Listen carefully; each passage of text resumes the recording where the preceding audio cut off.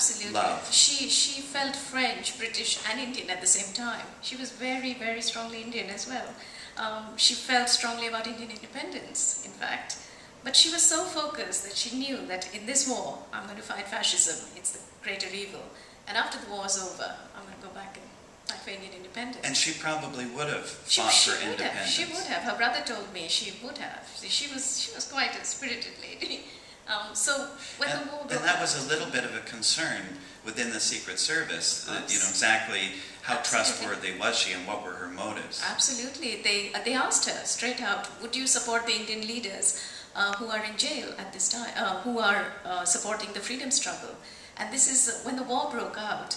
All the Indian leaders, Gandhi, Nehru, they were all put in jail. They actually spent the entire period of the Second World War in jails. And Noor was very aware of this. She said very frankly, as I said, she told them, at this moment, my loyalties are with you. But and they were shocked. But somewhere they liked her forthrightness. And she was taken in.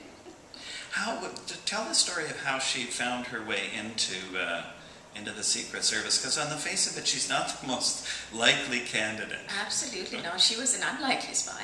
Well, she was actually recruited when she volunteered for the war effort. She was recruited as a radio operator, and this was the first batch of radio operators because this is the most dangerous area in the field. They could be discovered, they would be caught, and she became one of the first women to be trained.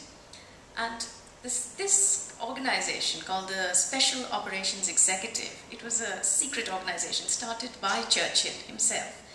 He said, and they started employing women, and they were looking out for people with language skills. So she knew French, obviously she knew the area, she was a radio operator, fully trained, she was perfect for the job. So one day she got this letter inviting her, and she goes for this interview. She doesn't know what it's for. It's a small room, and the person interviewing her is speaking in French, so she doesn't know why. This is in the middle of England.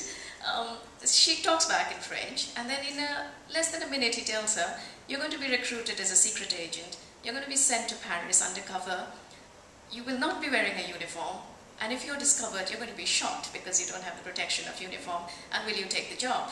And she said yes. And it wasn't a knee-jerk reaction. It was absolutely something that she believed in, something she could do.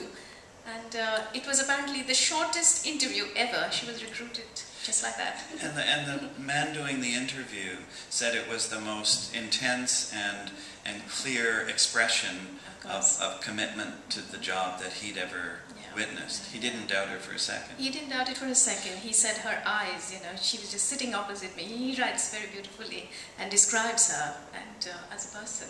She had a bit of a liability, like she didn't like to tell lies. So for a spy, that's sort of an important thing, when they say, are you a spy? You don't kind of go, yeah, I am. Absolutely. I mean, she was going there on a false passport. Her name was Jean-Marie Renier. She was going as a French nurse.